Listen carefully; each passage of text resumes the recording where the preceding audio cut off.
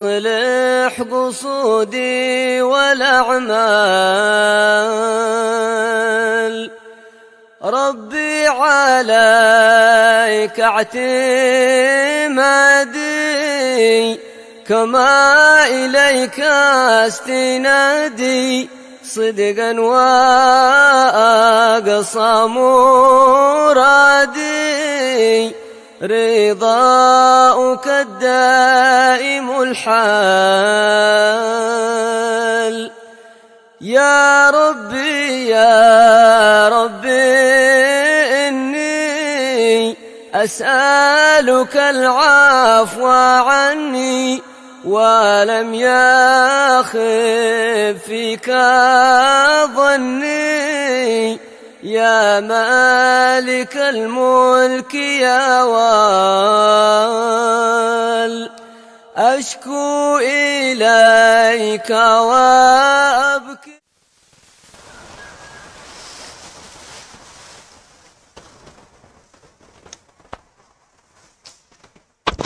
الله.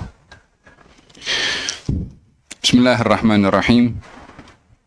الحمد لله رب العالمين وبه نستعين على أمور الدنيا والدين والصلاة والسلام على أشرف الأنبياء والمرسلين سيدنا محمد وعلى آله وصحبه أجمعين أما بعد. قال المؤلف والإمام العلامة عمر بن محمد بن سالم بن حفيظ في كتابه الاتصال بمعاني اليقين والقرب والسعادة وحقيقة الخلافة إلى أن قال: مفهوم الخلافة في الإسلام. Definisi khilafah dalam Islam. Mafhum khilafah dalam Islam. Setelah dalam pembahasan yang lalu, Al-Habib Umar bin Muhammad bin Salim bin Hafidh ada menjelaskan bagaimana cara mempererat hubungan kita dengan Allah Subhanahu wa Ta'ala dan juga dengan Rasulnya. Yang pertama adalah dengan mujalasah dengan ahlillah, duduk dengan orang-orang yang alim, belajar dengan orang-orang yang arif, bertalaqi dengan mereka. Ini bahagian daripada wasilah untuk mempererat pertalian hubungan kita dengan Allah Subhanahu wa Ta'ala. Yang kedua adalah at-tadabbur bima'ani ayatul Qur'anil Karim.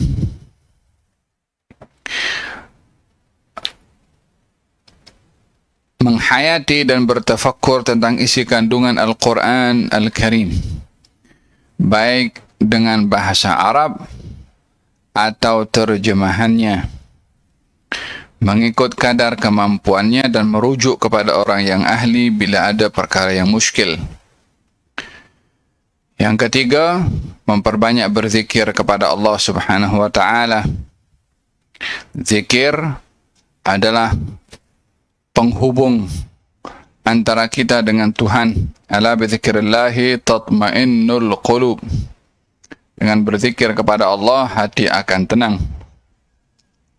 Dan yang terakhir adalah memiliki hubungan kerohanian dalam hati dan jiwa kita terhadap baginda Rasulullah sallallahu alaihi wa ala alihi wasallam dengan mencari hikmah di sebalik pilihan Allah Subhanahu wa Ta'ala kepada baginda Rasulullah untuk diutus menjadi nabi, dengan menyedari dan mengetahui serta meyakini bahwasanya beliau sallallahu alaihi wasallam adalah afdalul khalqi 'alal itlaq. Yani baginda Rasulullah makhluk yang termulia di antara seluruh makhluk, baik itu daripada kalangan manusia atau jin atau malaikat. Dan juga mempererat pertalian hubungan dengan baginda Rasulullah dengan menghayati sirahnya dan juga akhlaknya, serta memperbanyak bersalawat kepadanya dalam keadaan rindu dan cinta kepada baginda ketika bersalawat. Kemudian dibahaskan oleh penulis tentang mafhumul khilafah. Macam mana kita nak memahami arti khilafah. Ianya adalah merujuk kepada asal daripada manusia dicipta di atas muka bumi ini untuk menjadi khalifah dan menjalankan tugas dengan lantikan dan gelaran itu. Wa idh qala rabbuka lil malaikati inni ja'ilun fil ardi khalifah. Ketika Tuhanmu berkata kepada para malaikat, kami akan menciptakan, sesungguhnya aku akan menciptakan di atas muka bumi ini khalifah. Nah, apakah tugas daripada khalifah itu? Tugasnya adalah mengajar, menyampaikan, berdakwah. Khalifah anillah, menjadi khalifah kepada Allah, maksudnya menjalankan tugasan Allah di atas muka bumi. Baik sebagai seorang guru, sebagai seorang alim, sebagai seorang pekerja, sebagai seorang postman, sebagai seorang pengawal keselamatan, sebagai cleaner, sebagai jaga masjid, sebagai mufti, sebagai ahli majelis agama, sebagai pemimpin, sebagai raja, sebagai apapun juga, menjalankan tugasan Allah pada kedudukan yang Allah tempatkan ia. Inni ja'ilun fil ardi khalifah. Dalam Al-Quranul Karim Allah Subhanahu wa ta'ala berfirman, sesungguhnya Allah telah menjanjikan kepada orang-orang yang beriman, lanastakhlifannahum fil ardh, untuk menjadikan mereka sebagai khalifah. Lanastakhlifannahum fil ardh, kami jadikan mereka khalifah. Siapa mereka yang dijadikan khalifah? Yang beriman dan beramal saleh. Apapun jawatannya, apapun kedudukannya, hadza makna al-khilafah secara umum. Naam. Dzakara an-nabiy Muhammad sallallahu alaihi wa alihi wasallam fi ahadithihi as-sahihati al-khilafata, thumma dzakara ahwal al-ummati ba'da al-khilafah. Baginda Rasulullah ada menyebutkan dalam hadis yang sahih berkenaan dengan al-khilafah, dan menyebutkan keadaan umat setelah khilafah ini, setelah kepimpinan. Walam yazal yadhkur al-umara alladhina la yaqumuna ala syariati al-mutahharah. Dan baginda Rasulullah juga menyebutkan para penguasa yang tidak menjalankan syariat yang suci ini, walaupun diberi amanah kuasa namun tidak dijalankan. Waqal, baginda bersabda, khiyaru a'immatikum alladhina tuhibbunahum wa yuhibbunakum. Sebaik-baik pemimpin kamu adalah yang kamu suka kepada mereka dan mereka suka pada kamu. Wa yusalluna alaikum wa tusalluna alaihim. Mereka mendoakan kamu dan kamu mendoakan mereka. Wa syiraru a'immatikum alladhina tubghidunahum wa yubghidunakum. Dan seburuk-buruk pemimpin kamu adalah yang kamu benci pada mereka dan mereka benci pada kamu. Tal'anunahum wa yal'anunakum. Kamu laknat pemimpin-pemimpin kamu, pemimpin-pemimpin kamu pun melaknat kamu. Macam mana pun nak jadi kalau pemimpin dan rakyat saling melaknat? La haula wala quwwata illa billah. Pemimpin kata rakyat punya problem. Rakyat kata ini pasal pemimpin. Qila ya Rasulullah afala nudabidhuhum bisayf. Para sahabat bertanya, bila dipimpin oleh pemimpin yang tidak disukai, kita tak suka pada mereka, mereka pun tak suka pada kita, apa patut dibuat? Adakah perlu kami perangi mereka dengan pedang untuk menjatuhkan kuasa mereka, digantikan dengan orang lain? Adakah kami perlu untuk angkat senjata? Afala nunabidhuhum bisayf? Adakah perlu kami lawan mereka? Siapa mereka di sini? Pemimpin yang kita tak suka. Dia pun tak suka pada kita. Nabi menjawab, faqala la ma aqamu fikum as-salah. Jangan selagi mana mereka, yakni para pemimpin itu, masih menjalankan perintah salat pada kamu, yakni selagi mana kamu tidak dihalang melaksanakan salat, beribadah kepada Allah, maka kamu jangan angkat senjata kepada mereka.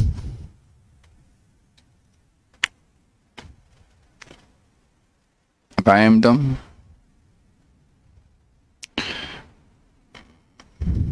Wa idza ra'aitum min wulatikum syai'an takrahunahu, bila kamu melihat dari pemimpin-pemimpin kamu perbuatan-perbuatan yang kamu tak suka, fakrahu amalahu, hendaklah kamu tak suka itu pada perbuatannya.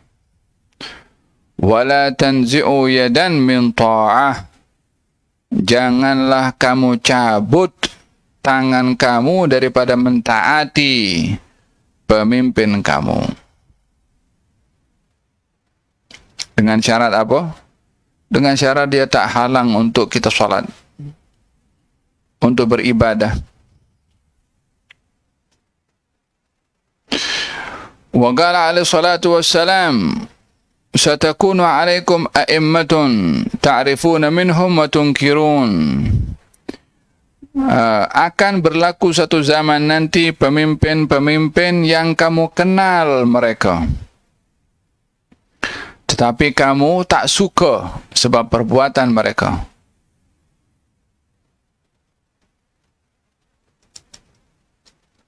Faman ankara, qala Abu Dawud, qala Hisham, bilisanihi faqad bari'a.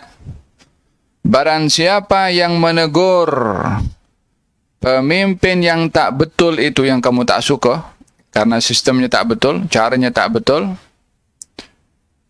siapa di antara kamu yang menegurnya dengan lisannya, maka dia sudah menjalankan tugasannya, lepas tanggung jawab. Dah tegur dengan lisan. Wa man kariha biqalbihi faqad salim, dan mereka yang tak suka dengan perbuatan pemimpin yang tak betul tadi, tak suka dalam hatinya, maka dia termasuk orang yang selamat, karena tak suka dengan perbuatan pemimpin yang jahat perbuatannya. Walakin man radhiya wa taba'a, akan tetapi yang menjadi masalah kepada mereka yang menyokong dan mengikut kepada pemimpin yang zalim, pemimpin yang jahat. Kemudian ditanya, faqila ya Rasulullah afala naqtulhum, wahai Rasulullah, bolehlah kita perangi mereka, pemimpin yang zalim tadi? Qala Ibnu Dawud afala nuqatiluhum, ya Rasulullah, bolehkah kami bunuh ia, pemimpin yang zalim tadi, atau kami perangi, angkat senjata kepadanya, nak turunkan daripada kepimpinannya, nak ambil, nak rampas kuasa? Nabi menjawab, qala la ma sallu, jangan selagi mana mereka masih melaksanakan salat. Ada beberapa hal yang terkait dengan kepemimpinan. Sebaik-baik pemimpin, yang kita suka pada dia, ia suka pada kita. Yang kita doa pada dia, dia doa pada kita. Ini pemimpin yang disayang oleh rakyatnya, pemimpin yang disokong oleh rakyatnya, pemimpin yang didoakan oleh rakyatnya. Pemimpinnya pun juga mendoakan rakyatnya, memenuhi apa yang dijanjikan pada rakyatnya. Hada, barulah kepimpinan itu akan menjadi baik. Bila ada timbal balik antara pemimpin dan juga rakyat. Seburuk-buruk pemimpin yang tak disokong oleh rakyat, dia pun tak sokong rakyatnya. Rakyatnya tak menyokong, pemimpinnya pun tak tolong. Rakyatnya maki pemimpin, pemimpinnya pun maki rakyat juga. Khalas. Di dalam keadaan seseorang itu berada di satu tempat yang dipimpin oleh pemimpin yang tak betul, itu pun dilarang untuk merampas kuasa daripada pemimpin itu selagi mana salat boleh dilaksanakan, beribadah tidak dihalang. Kebanyakan daripada umat Islam yang dipimpin oleh pemimpin di tempat tersebut, bukan hanya salat yang dibenarkan, puasa dibenarkan, tazkirah dalam masjid dibenarkan, buat majlis maulid dibenarkan, ya kan, zakat pun dibenarkan, haji pun kadang-kadang tambah kuota, ya kan. Lalu apa tujuan daripada ingin merampas kuasa daripada pemimpin selagi mana apa yang diperintahkan oleh Allah untuk dijalankan di tempat tersebut tidak ada halangan? Faham tak? Walaupun ini tak berlaku kepada pihak-pihak yang bertelagah mencari kuasa. Ini nasihat Nabi. Faham tak? Kemudian Nabi bersabda, kamu nanti akan hidup satu zaman pemimpin-pemimpin yang memimpin kamu kenal. Namun dia banyak melakukan perkara yang mungkar juga. Maka, barang siapa yang menegur pemimpin yang berbuat mungkar, dia sudah lepaskan tanggungjawabnya. Jadi tugasan bila ada pemimpin berbuat benda mungkar, keputusannya mungkar, ditegur. Bukan dirampas kuasanya. Sikit-sikit nak turunkan pemimpin. Sikit-sikit nak turunkan pemimpin. Akhirnya kita menjadi contoh budaya kepada generasi akan datang, kerjanya turunkan pemimpin.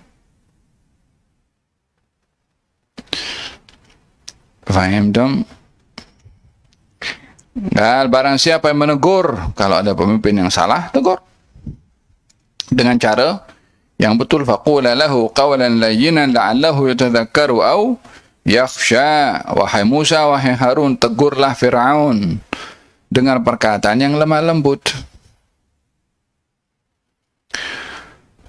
Kemudian barang siapa yang tak suka kepada pemimpin itu dengan hatinya karena perbuatannya yang mungkar, maka dia orang yang selamat. Yang masalah, bila ada pemimpin yang melakukan perkara yang mungkar, melakukan perkara yang zalim, orang sokong dan ikut. Ini problem. Karena kezalimannya akan berterusan dengan adanya penyokong. Faham dong? Walaupun demikian, walaupun kita tidak boleh rida dengan kemungkaran yang dilakukan oleh seorang pemimpin, tidak boleh mengikut kepada pemimpin yang mengajak kepada kemungkaran, tapi adakah perlu untuk dirampas kuasanya, dijatuhkan? Nabi kata, la, selagi mana masih salat. Kata penulis di sini mengatakan, fayadda'i al-ba'dhu anna munabadata haula'il umara sababu li'igamatil khilafah. Sebahagian ada orang ada mendakwa, kita tumbangkan pemimpin ni, gantikan lagi dengan khilafah Islamiyah. Bukankah ini menjadi slogan meramai orang juga kan? Yang buat slogan tu nak buat pemimpin, nak buat khilafah Islamiyah, mana di antara mereka yang berjaya? Apa yang berlaku kepada negara-negara yang pergolakannya atas dasar khilafah Islamiyah? Baik itu di Syria, baik itu di Irak, kacau bilau, orang susah, orang makin makin melarat, makin merana. Paham tu? Wan Nabi sallallahu alaihi wasallam qala la ma aqamu fikum as-salah. Adakah perlu kita tumbangkan pemimpin untuk menegakkan khilafah Islamiyah Bila pemimpinnya melakukan kezaliman kita tumbangkan? Kata Nabi, tidak, selagi mana mendirikan solat di tengah-tengah kamu. Maksudnya apa? Tidak menghalang kamu untuk solat. Tidak dihalang rakyatnya untuk beribadah. Wa qal a'tuhum haqqahum fa inna Allaha sa'iluhum amma istar'ahum. Berikanlah hak pemimpin itu walaupun pemimpinnya zalim. Apa yang menjadi hak pada hal yang tidak bertentangan dengan syariah, kita kena tunaikan. Adapun kezalimannya pemimpin tadi, sa'iluhum amma istar'ahum. Allah akan tanya pemimpin itu nanti di hari kiamat, apa yang ia dah jalankan ke atas rakyatnya. Pemimpin itu akan ditanya. Pemimpin itu akan disoal. Wa fi riwayat al-Baihaqi addul haqqa alladhi 'alaikum was'alullaha alladhi lakum. Dalam riwayat Imam al-Baihaqi, baginda bersabda, tunaikanlah hak pemimpin itu. Sebatas yang tidak melanggar kepada syariat, tunaikan haknya hatta pemimpinnya zalim. Was'alullaha alladhi lakum. Mintalah hak kamu kepada Allah bila tak ditunaikan oleh pemimpin itu. Yani mintalah, tuntutlah nanti kepada Allah bila hak kamu tidak ditunaikan oleh pemimpin. Ya? Rakyat berhak untuk menuntut.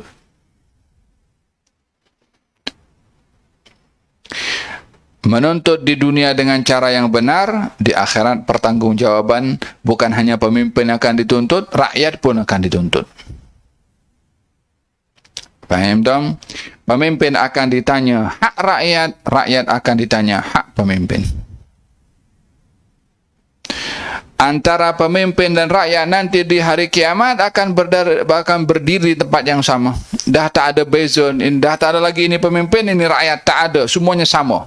Sebagai seorang yang akan disoal oleh Allah Subhanahu wa taala, apapun reputasinya di dunia, apapun pangkatnya di dunia, tak akan lagi dipanggil dengan gelaran-gelaran yang akan dipanggil di dunia. Masih akan dipanggil namanya langsung. La dokter, wala datuk, wala apa saja, tak ada. Akan dipanggil namanya langsung. Tak ada wahai Prime Minister, wahai the President of Republic, tak ada. Wahai Raisul Jumhuriyah, tak ada. Panggil namanya langsung, Fulan bin Fulan. Yang berkuasa pada hari itu adalah Allah Subhanahu wa taala. Ay la tuadda ilaikum al-huquqa kama hi.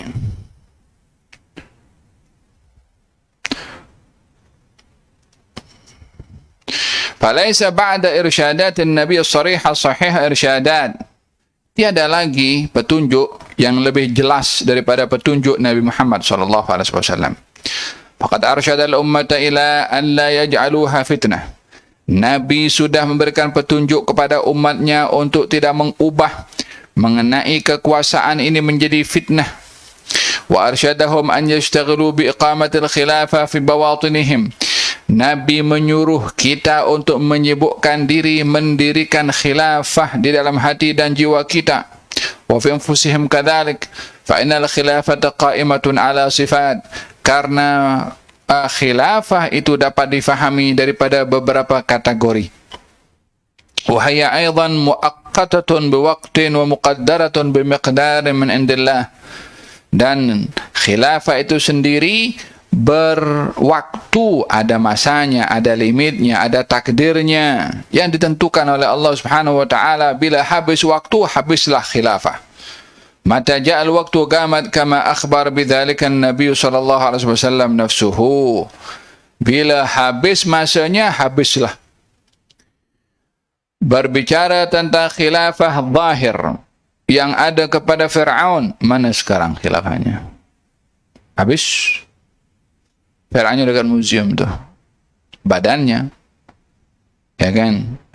Dia punya ruhnya di mana? Badan dan rohnya hakikatnya berada di alam barzakh. dan sedang menerima azab pagi dan petang sebagaimana dikhabarkan oleh Allah dalam Al-Quranul Karim. Tunjukkanlah azab kepada Fir'aun pagi dan petang. Dalam Al-Quran Allah menyebutkan. Kita tengok jasanya itu yang di museum, tengok jasad orang sedang diazab wal'iyadzubillah. Faham dong? La ilallah. Orang pergi tengok museum, bayar lagi tengok, wih jasadnya macam ni ya. Oh, macam Allah, ini orang diazab oleh Allah Subhanahu wa taala. Baginda Rasulullah kalau lalu di satu kawasan dan kawasan itu pernah turun azab, Nabi bersabda, kalau kamu lalu di kawasan yang pernah turun azab, menangislah kamu karena takut pada Allah akan kena kepada kamu apa yang kena kepada mereka dahulu. Kalau kamu tak boleh menangis, rasakanlah dalam hati kamu perasaan takut. Padahal azabnya sudah berlalu sekian kurun. Paham dong? فواجب كل مؤمن أن يجتهد في صلاح نفسه ونشر تعاليم دينه. Kewajiban bagi setiap mukmin adalah berusaha untuk memperbaiki dirinya dan menyebarkan ajaran-ajaran agamanya. فهذه هي القاعدة التي تقوم عليها الخلافة لا غير. Inilah konsep yang dengan konsep ini tegak arti khilafah dan tiada konsep selain daripada konsep ini. Konsep apa? Konsep memperbaiki diri dan menyebarkan kebaikan. Mula daripada diri sendiri. Wa amma zajju bin nasi fima yuqi' al-haraj wal khilafat wal niza'at falaysa bi tariq al-khilafah. Adapun propaganda, campaign, provok untuk membawa orang kepada kekacauan, perselisihan, pergaduhan, itu bukan jalan untuk menegakkan khilafah, bukan begitu caranya. Bukan timbulkan kekacauan itu nak menegakkan khilafah. Walam taqum alaihi al-khilafatul ula, fa kaifa taqumu alaihi al-khilafatul thaniyah? Bila khilafah yang pertama memperbaiki diri tidak menjadi, macam mana akan menegakkan khilafah yang zahir dalam kepimpinan secara keseluruhan? Tegakkan khilafah pada diri sendiri, akan tegak khilafah yang secara zahir, yaitu khilafah kepimpinan atau khilafah kekuasaan. Dengan demikian terbagi kepada dua bahagian al-khilafah. Al-khilafah yang pertama adalah menjadikan diri sendiri dipandu oleh syariah untuk bersikap, untuk berbuat baik dan menyebarkan kebaikan. Itu dasar khilafah yang pertama. Yang kedua adalah khilafah zahir, yaitu berupa kepimpinan atau kekuasaan. ولن تقوم الخلافة الثانية إلا على القواعد والأسس التي قامت عليها الخلافة الأولى وهي الدعوة إلى الله تعالى. Tiadalah khilafah yang kedua, yaitu khilafah kekuasaan, akan berdiri tegak melainkan dengan tegaknya asas-asas, dasar-dasar khilafah yang pertama. Apakah itu khilafah pertama? Berdakwah kepada Allah. Berdakwah kepada Allah, mengajak diri sendiri patuh pada Allah, perbaiki diri sendiri untuk taat pada Allah dan sebarkan kepada orang lain. Itu khilafah. Wa tathhirun nafsi an radha'il al-awsaf. Membersihkan hati dan jiwa daripada sifat-sifat yang keji. Wattiba'ul Mustafa Muhammad sallallahu alaihi wasallam wa nashril khair, dan mengikut Rasulullah sallallahu alaihi wasallam dan berusaha menyebarkan kebaikan. Itu khilafah. Jadi memahami khilafah itu tidak hanya daripada aspek kekuasaan saja. Seseorang boleh menjadi khalifah untuk dirinya sendiri. Tak semestinya dia pegang kuasa. Dia sudah menjadi khalifah di hadapan Allah, akan disoal apa pertanggungjawaban kepada dirinya sendiri. Fal-Islamu dinun yatlubu minan nasi an yunaffidhuhu wa yaqumu alaih. Islam ini agama yang menuntut kepada pengikutnya untuk menjalankan tugasan-tugasan agama. Fatanfidhuhu wal qiyamu alaihi wal khilafatu bi'ainiha. Orang Islam yang menjalankan tuntutan agama itu sudah khilafah. Jadi tidaklah khilafah itu hanya difahami secara zahir, khilafah kuasa, khilafah kepimpinan, khilafah pentadbiran. Kaunuha tatamathal fi ashkhasin aw afradin, hadhihi umurun laha majalatuha, hadha min jihatil amr. Amma min jihatil khabar, faqad akhbara sahibu syari'ati anna al-khilafata satu'attal ba'dahu ila akhir zaman. Ini khilafah yang berterusan. Apakah khilafah yang berterusan? Khilafah yang berterusan ini maksudkan adalah menjalankan tugasan Allah pada dirinya dan menyebarkan kebaikan pada orang lain. Ini khilafah yang pertama berlaku sepanjang zaman sampai akhir zaman. Adapun khilafah yang kedua, khilafah yang bersifat kuasa, bersifat pemerintahan, Baginda Rasulullah sudah memberitahukan bahwasanya khilafah Islam itu akan terputus sampai akhir zaman. Sampai terputus sampai akhir zaman, bermakna sampai munculnya Imam Mahdi. Tsumma takunu khilafatun ala minhajin nubuwah. Di akhir zaman, sudah dekat-dekat dan hari kiamat, barulah akan tegak khilafah seperti di zaman baginda Rasulullah. Falau ijtahadal mujtahiduna an yuqaddimuha ala waqtiha aw yuakhiruha an waqtiha ma qadiru ala dhalik. Kalau ada pihak-pihak yang berusaha untuk menegakkan khilafah Islamiyah, untuk diawalkan atau diakhirkan daripada waktu yang ditentukan oleh Allah, tak akan mungkin. Slogan-slogan yang membawa kepada khilafah Islamiyah tidak menjadi.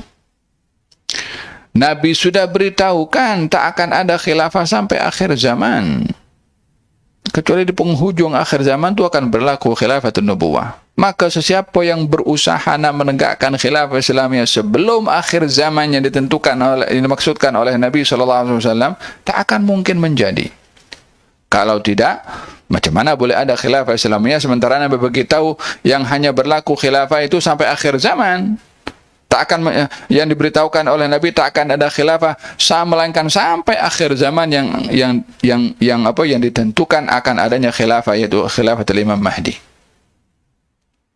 Lalu orang nak mendirikan khilafah lebih awal, tak mungkin, tak akan mungkin menjadi. Kalau tidak, tak betul lah sabda Nabi. Mana ada sekarang yang slogan-slogan khilafah Islamiyah menjadi? Tak ada menjadi. Tak ada menjadi.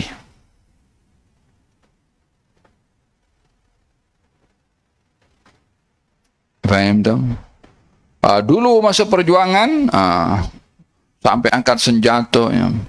Khilafah, khilafah, khilafah, khilafah. Berapa orang terkorban disebabkan slogan itu? Berapa orang yang mati disebabkan slogan itu? Atas dasar apa mereka terbunuh? La ilaha illallah. Letakkan bendera, tulis khilafah Islamiyah. Ya Allah. فلا بد أن ينفذ خبر الصادق صلى الله عليه وسلم. الأمر الثاني أنه لا يسع المسلم في أي زمن وفي أي وقت أن يقصر عن واجباته ومهماته أبدا. Yang kedua adalah tiadalah bagi seorang muslim itu ruang di zaman dan di waktu bila-bila saja untuk yugassir maksudnya di sini tidak sempurna dalam menjalankan tugas kewajiban yang diwajibkan kepadanya, yakni tidak ada ruang bagi orang Islam kecuali menjalankan tugasan yang diwajibkan kepadanya. di setiap zaman. Walaupun tiada kekuasaan khilafah Islamiyah, kewajiban yang lain mesti ditegakkan. Fasyughluhu bimawdhi'il khilafatu syughlun an adaihi haqiqatul khilafah. Menyibukkan diri dengan kesibukan yang dituntut dalam agama, itulah bahagian daripada kesibukan mendirikan khilafah.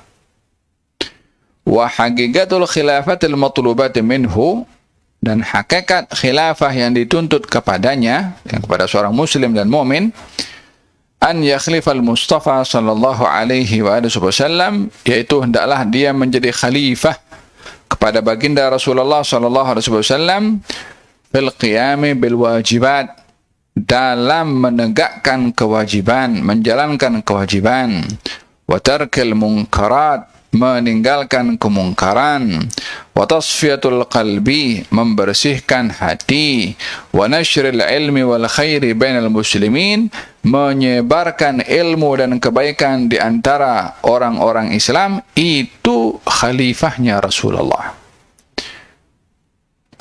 Bukankah dalam hadis Nabi bersabda, Allah marhamu khulafai, ya Allah rahmatilah khalifah aku.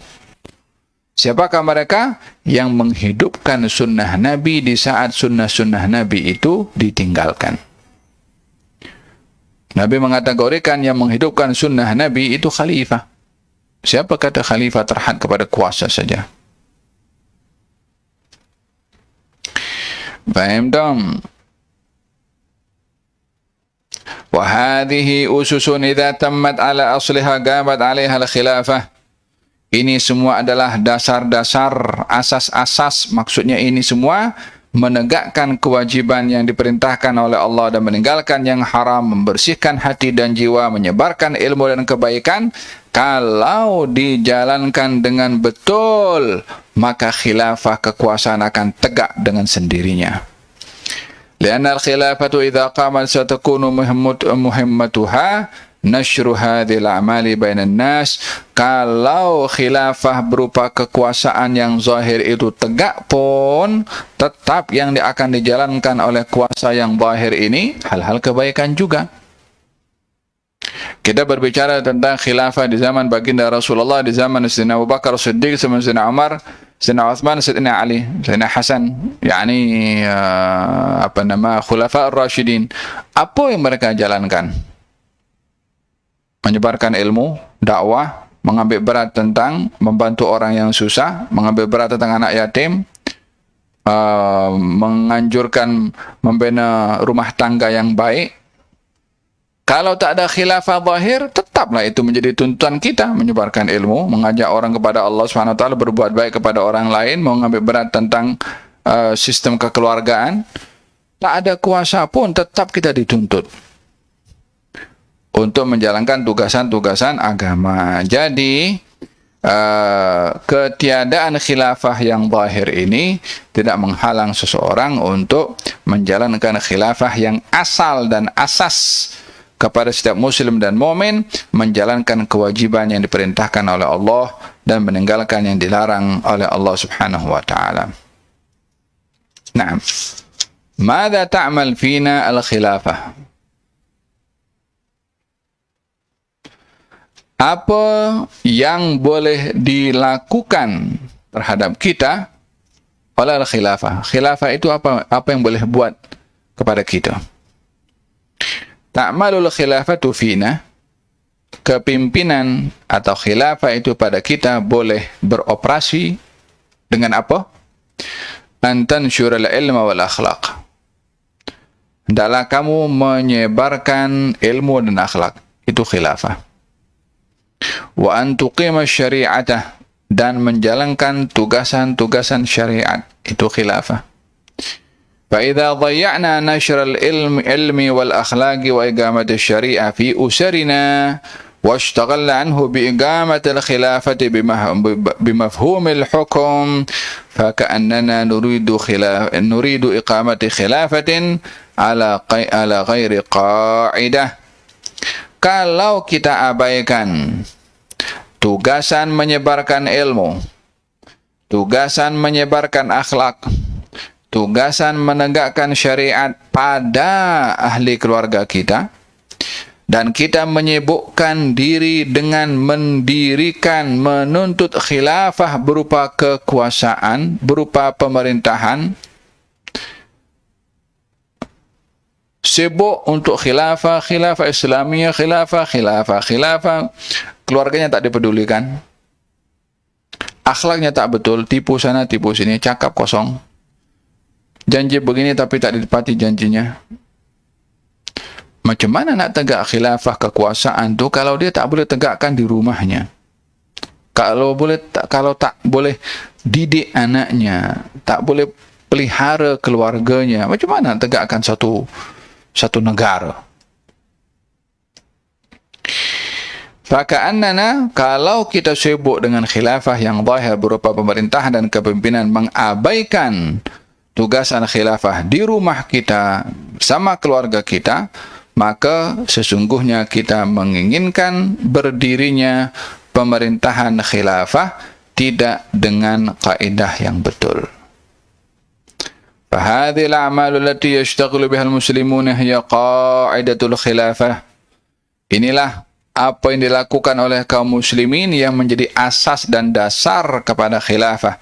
Wahaya wajibul khilafati qabla an taqum, dan ini kewajiban yang awal sebelum khilafah pemerintahan. Wa wajibuha ba'da an taqum, dan kewajiban pun setelah khilafah pemerintahan itu tegak pun tetap yang akan dijalankan adalah apa yang telah diwajibkan oleh Allah Subhanahu wa taala di dalam menyebarkan ilmu, akhlak dan juga menegakkan syariah. فَمَثَلُهَا تَمَامًا مِثْلَ انْتِظَامِ بَيْتٍ لَهُ قَوَاعِدْ وَأُسُسْ. Perumpamaannya adalah umpama rumah yang ada kaedah-kaedah dan ada asas-asas. فَالَّذِي يَشْغَلُكَ عَنْ أَسَاسِ الْبَيْتِ وَقَوَاعِدَهُ وَأَعْمِدَتَهُ بِطَلَبِ الْأَبْوَابِ وَالسُّرُجِ وَالْمُكَيِّفَاتِ وَيُلِحُّ عَلَيْكَ فِي هَذَا ويتساءل إلى متى ستظل تجلب الحجارة والإسمنت، ستقول له اتركني لأقيم الأسس أولا وبعدها يأتي دور المروحة والسراج. Perumpamaannya adalah, kata beliau, umpama orang yang sedang bangun rumah. Rumah itu memerlukan dasar, fondasi, memerlukan asas, ya kan? Dan juga memerlukan tiang. Rumah itu akan jadi kalau asasnya ada, tiangnya ada, bumbungnya ada, barulah jadi rumah. Tapi orang yang bangun rumah ini asasnya belum ada, fondasinya belum dibangun, tiangnya pun juga belum. Dia sibuk warna pintu apa ya? Dia sibuk ekon letak di mana ya?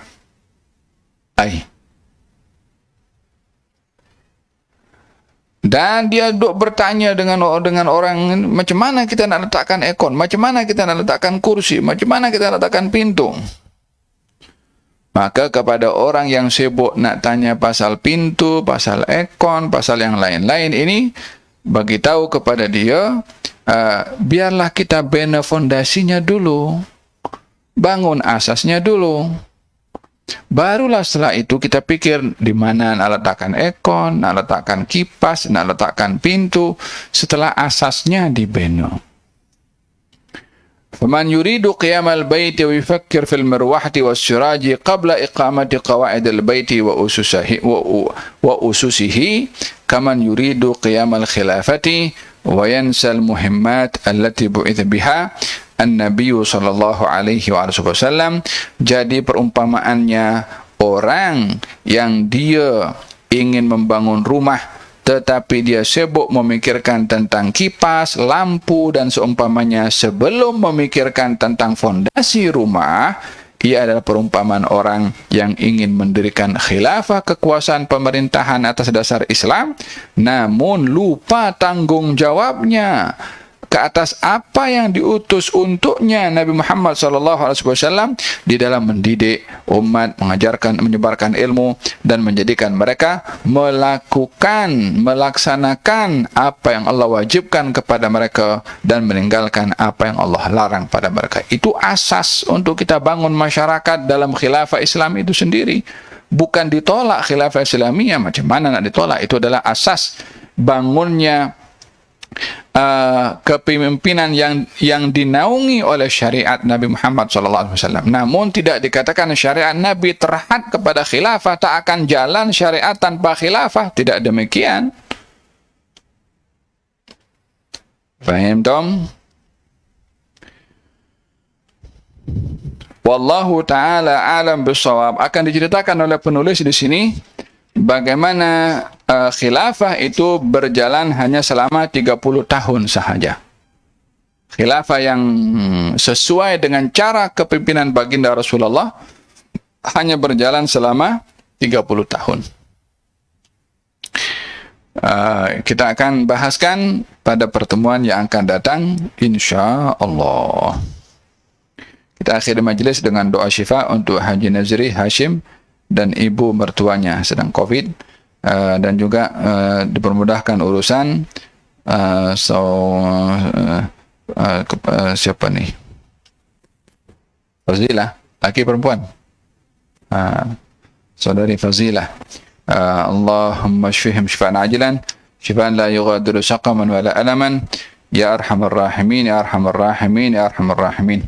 Allahumma ya muyassir kulla asir, yassir alaina wa alaihi kulla asir, alaiha kulla asir, fatashir al-asir alaika yasir. Allahumma ya man la yahtaj ila al-bayan wa tafsir, hajatuna kathir, wa anta alimun biha wa khabir, ya arhamar rahimin. Taqabbal mana hadhihi ar-raha, waj'alna min alladhina yastami'una al-qawla fayattabi'una ahsanah. برحمتك أرحم الراحمين. على هذا النية كل صالح شامل آخرتنا والآخرة وإلى حضرة النبي محمد صلى الله عليه وسلم. الفاتحة. بسم الله الرحمن الرحيم. الحمد لله رب العالمين الرحمن الرحيم مالك يوم الدين. إياك نعبد وإياك نستعين اهدنا الصراط المستقيم صراط الذين أنعمت عليهم غير المغضوب عليهم ولا الضالين آمين. اللهم صل وسلم على سيدنا محمد وعلى آل سيدنا محمد. صلى الله على سيدنا محمد وعلى آله وسلم. الحمد لله رب العالمين. تقبل الله منكم. يا ربي يا عالم الحال، إليك وجهت الأمل، فمن علينا بالإقبال،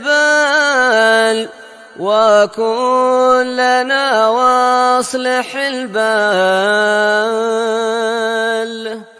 يا ربي يا رب الأرباب، عبدك فقيرك على الباب، أتى وقد بت الأسباب، مستدركا بعد ما